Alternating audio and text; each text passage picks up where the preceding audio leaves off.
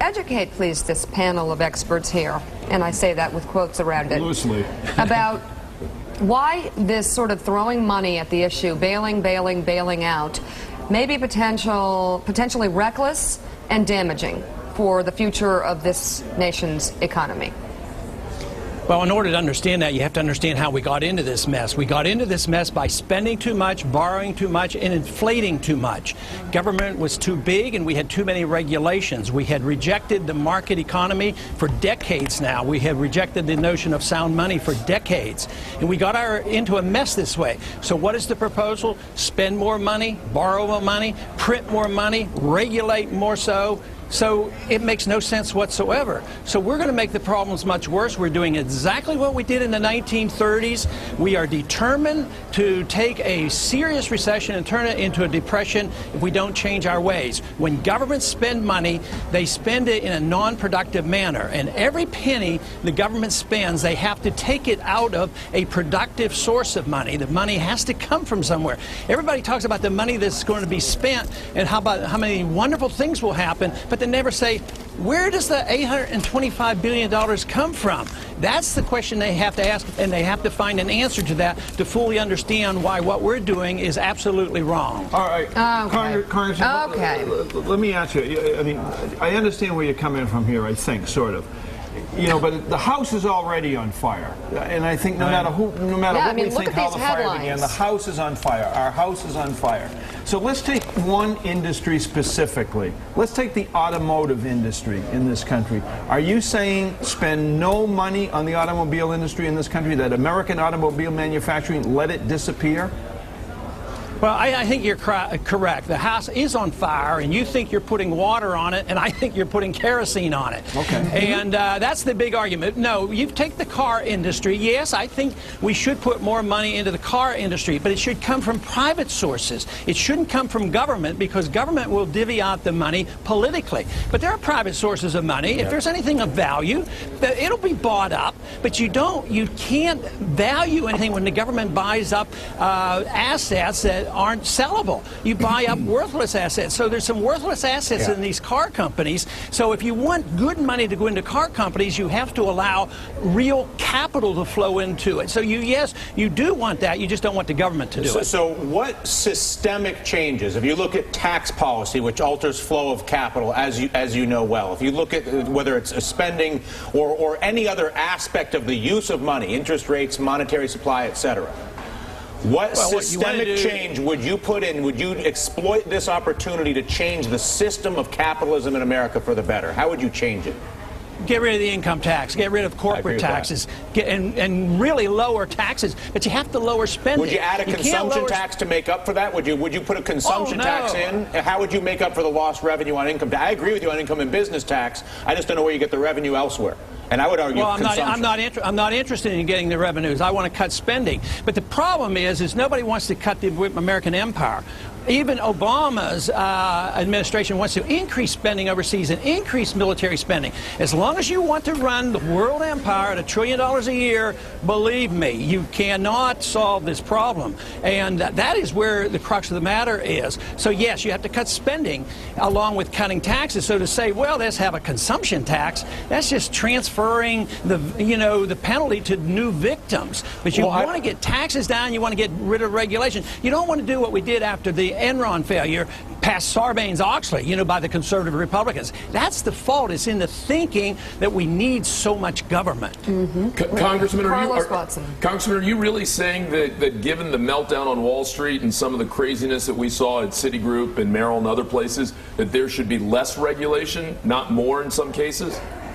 Yeah, we should have more on the Federal Reserve so that we know that we're doing. They're exempt from regulation, as is Treasury. We give Treasury $350 billion, and we don't even know where they spend it. What about on That's Wall the type of regulation you want. But what about on Wall Street? Do you not want to see on some of these derivative products? Do you not want to see there be some kind of regulation in terms of what the banks can do?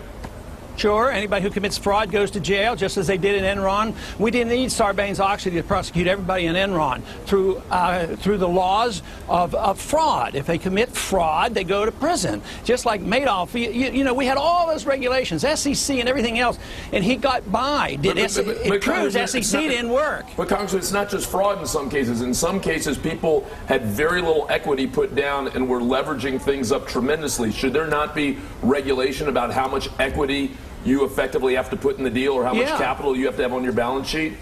Sure, and if you understand leveraging up equity and debt, you have to look at fractional reserve banking. That's where you pyramid debt. So they're doing exactly what the Federal Reserve does, is they create money out of thin air and they pyramid debt. That's where the bubble comes from. That's why you have to look at monetary policy. But you're looking at the symptoms rather than the cause. Hey, Congressman, hang with me for a couple of seconds here. I am extremely limited. And 90% of this conversation that you've been having with Dylan and Carlos has gone way above my head.